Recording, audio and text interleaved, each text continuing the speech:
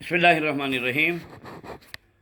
حضرت ابوبکر صدیق رضی اللہ عنہ فرماتے ہیں کہ جو بدن حرام مال سے پرورش پاتا ہے اس کے لیے جہنم کی آگ ہی زیادہ مستحق ہے، یعنی وہ جہنم کے آگ میں ضرور جلے گا۔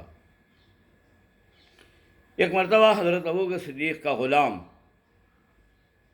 کہیں سے کھانے کیا چیزیں لایا، آپ فاقے سے تھے، کھا لیے۔ غلام کو تعجب ہوا، کھانے کے بعد پوچھا، حضرت اب جب بھی میں لاتا تو آپ پہلے تحقیق کرتے کہ کہاں سے لایا ہے، کیسا مال ہے، آج آپ پوچھے بغیر کھا لیا نا؟ ہاں میں فاقے سے تھا اس لیے جلدی میں کھا لیا۔ ہاں اب بتا کہاں سے لایا؟ حضور میں زمانے جاہلیت کے اندر ایک گاؤں میں ایک امیر کے بیمار ہو گیا تھا، اسے کچھ دم کیا تھا، جاہلیت کے الفاظ، قرآن تو نہیں تھا نا اس زمانے میں، تو اس وقت مجھے وہ پیسے نہیں دیے تھے۔ اب میرا وہاں سے گزر ہوا تو انہوں نے یاد کر کے وہ پیسے دیے، اس میں یہ خرید کر لایا۔ ارے رے رے، پہلے کیوں نہیں بتا دیا بھائی؟ میں نہیں پوچھا تو کیا ہوا، تو بتا دینا تھا۔ اس کے بعد انگلیاں دال دال دال دال کو خے کرے، ایک روایت ہے یہ۔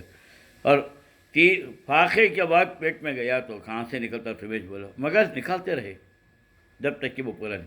کہا جو حرام پیٹ میں گیا اس کی نماز و دعا قبول نہیں ہوتی۔ دوستو ذرا اندازہ لگا سکتے ہیں آپ، ہم نہ جو دعوتیں آتی یا جو آدمی ہم نہ کھلاتا ہے یا مدرسہ کو چندہ دیتا ہے یا تحفے دیتا ہے امامہ کو، پیشواؤں کو، موسلان کو، اس کی کمائی کیسی ہے؟ کبھی آپ نے اندازہ کریا؟ میں یہ نہیں کہتا سب کے بارے میں بدگمانی کرو ہے، لیکن بغیر تحقیق ہمیں کیوں کھا لیتے ہیں؟ کتنے کے ادمیاں ہیں، دھندے ان کے اچھے نہیں ہیں، کمایاں ان کے اچھے نہیں ہیں جی، یا پھر جو ہے دوسرے قسم کے بھی حرکتیں ان کے رہتی جن کی بنا پر آدمی کو وہ نہیں کھانا چاہیے، مگر ہمیں آرام کے ساتھ کھا لیتے بھی، لے لیتے بھی، رہتے نہیں۔ تو آپ اندازہ لگا سکتے ہیں حرام کہاں ہے۔ رسول اللہ صلی اللہ علیہ وسلم نے فرمایا ایک آدمی دعا مانگتا ہے، یا ربی یا ربی یا ربی، بار بار رو رو کو، مگر اس کا کھانا حرام، پینا حرام، جسم پر حرام کپڑے، انا یستجاب لہا، کہاں سے اس کی دعا قبول ہوتی ہے؟ تو معلوم یہ ہوا کہ آپ کی ہماری جو کمائیاں ہیں پہلے اسے پاکیزہ رکھو۔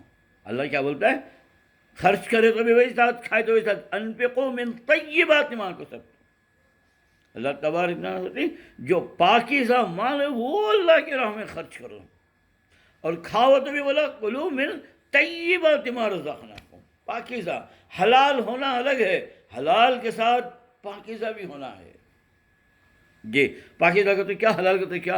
حلال آپ کو کوئی گناہ کا کام کر کے نہیں کمائے، کما لیے کھا لیے، مگر صبح ہے یا بغیر اجازت کے کھا لیے جی، یا بن بلائے دعوت کو چلے گئے، آیا میرے دوست کی اتنا شادی ہو رہی ہے تو مجھے بھولگار ہنگا کر کو پیچ چلے گئے جی، یا پھر شرک و بدعت، حلال چیز ہے کھا رہی ہوں پہ جو آپ کے لائق اور آپ کی مناسب نہیں ہے، تو ایسے صورتوں کے اندر بھی اللہ تعالیٰ بولتے ہیں حرام ہے، یہ حرام کو نہیں کھانا چاہیے۔ اس واسطے دیکھو ایک واقعہ سنا ہوا ہے، حضرت امام احمد بن حنبل رحمۃ اللہ علیہ، ان کے پکاتا تھا کھانا، روٹی پکاتا، تندوری روٹی کو آٹا کھٹا رہنا، خمیر کہتے ہیں اسے، وہ ملا کو پکاتا پھولتی اسے، بولے تو نہیں، تو ایک وقت پکایا نہیں تھا، جا کو باجو بیٹے کے گھر سے لایا، ملا کو پکا سے لایا۔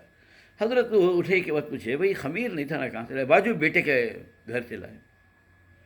حضرت تم نہ معلوم ہے، پکاتے ہوئے بول رہے ہیں، میرا بیٹا 1 سال کھانسی تھا فلاں شہر کے اندر، پتہ نہیں اس نے کتنے غلط فیصلے کیے، کتنے صحیح فیصلے کیے، اگر فیصلے لے کو غلط کر کو وہ کمائے رہا تو کھانا حرام، لاؤ یا نہ کو مجھے، یہ تقوی ہے، ہمنا تمنا وتا زور نہیں ہے، مگر دیکھو تقوی کرنے والے کیوں، تب جا کو امام بنے وہ لوگ۔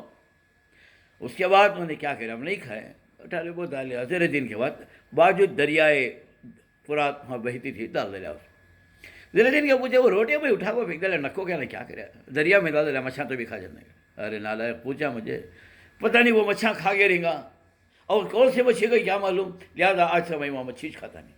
چھوڑ دے، تقوی کی انتہا یہ، مگر حرام کا کتنا ڈر تھا، آج اتنا ڈر ہے کیا، ذرا سوچو ہم۔